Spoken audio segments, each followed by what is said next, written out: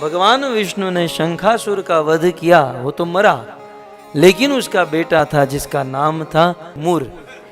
तो मूर विष्णु को मारने के लिए तपस्या करने लगा। तपस्या किया, शिव जी को प्रसन्न किया। शिव जी ने कहा क्या चाहिए? बोले मुझे शक्ति चाहिए। शिव जी तथास्तु कहकर चले गए और फिर मूर ने देवताओं के साथ युद्ध करना प्रारंभ किया। ये मूर असुर देवताओं को रणभूमि में पछाड़ने लगा। सारे देवता त्राहिमाम कर उठे, भगवान विष्णु की शरण में गए। महाराज ये मूर का वध कीजिए, नहीं तो हमें मार डालेगा। भगवान विष्णु ने कहा देवताओं को आप जाओ युद्ध करो, मैं आपके पीछे पीछे आ रहा हूं। भगवान विष्णु रणभूमि में आए, मूर के साथ घमासान युद्ध हुआ। और भगवान की एक बहुत सुंदर लीला कि मूर के साथ युद्ध करते करते भगवान विष्णु रणभूमि को छोड़कर भाग गए। ऐसे काम हमारे भगवान को बहुत अच्छे आते हैं। चोरी करना हो, झूठ बोलना हो, रण को छोड़कर भागना हो, बड़े एक्सपर्ट है इसमें। वहां जरासंध के साथ युद्ध करते हुए भागे, यहां मूर के साथ युद्ध करते हुए भगवान विष्णु भागे। भगवान आगे आगे, मूर पीछे पीछे। बोले भाग कहां रहा है तू? भगवान आगे आगे, मूर पीछे पीछे। बहुत दौड़ाया, बहुत दौड़ाया, इतना दौड़ाया आधा तो दौड़ा दौड़ा कर मार दिया। और आगे एक गुफा थी, भगवान विष्णु उस गुफा में गए और आराम से सो गए। गुफा में जाकर सोए, पीतांबर ओढ़ लिया।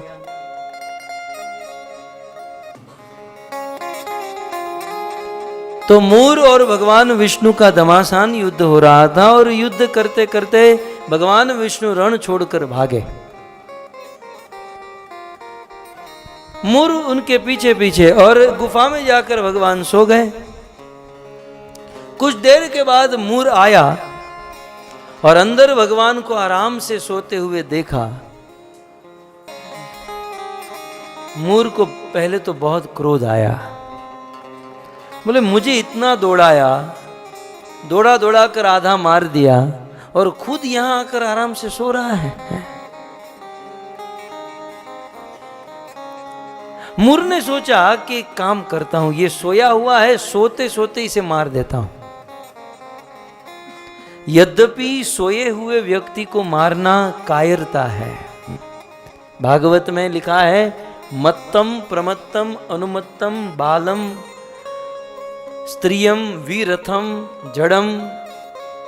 ये 10 प्रकार के लोगों को मारना दुष्टता है, कायरता है।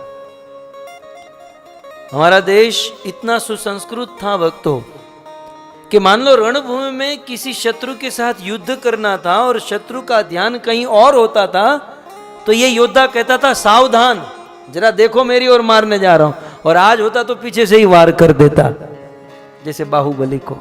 ऐसा ही था ना कुछ। ये कलयुग है। लेकिन आपने रामायण आदि में देखा होगा, सावधान करते हैं। सावधान माने अलर्ट हो जाओ, मैं अब मारने जा रहा हूं। ये वीरता हुआ करती थी। लेकिन ये मूर सोए हुए भगवान को मारने चला, बड़ी कायरता थी, बड़ी दुष्टता थी। हाथ में तलवार लिया और जैसे ही भगवान को मारने गया, पद्म पुराण में वर्णन है, उस समय भगवान से एक शक्ति प्रकट हुई। उस शक्ति ने 16 साल की युवती का रूप धारण कर लिया और देखते ही देखते उस शक्ति ने मूर की सारी सेना का विध्वंस कर दिया। और वह 16 साल की कन्या युवती जैसे मूर को मारने गई, मूर ने देखा कि अब बचने की कोई स्थिति नहीं है, अब मरता क्या नहीं करता। मूर भगवान विष्णु के शरणों में गिर गया और उसी समय भगवान की आंखें खुल गई।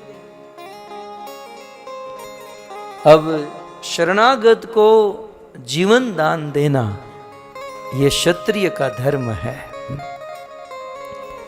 मूर शरणों में आ गया।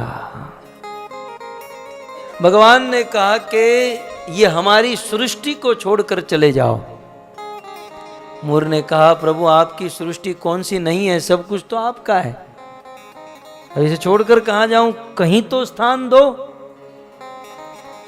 तब भगवान विष्णु ने कहा, ध्यान से सुनिएगा, कि मूर अब मैं तुम्हें स्थान दे रहा हूं, आज के दिन, आज की तिथि के दिन मैं तुम्हें अन्न में स्थान दे रहा हूं।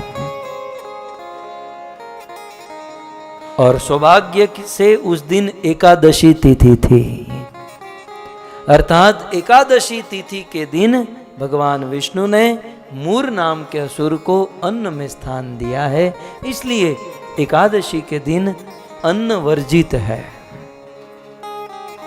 यदि एकादशी के दिन अन्न खाते हैं तो आसुरी शक्ति का प्रभाव होता है।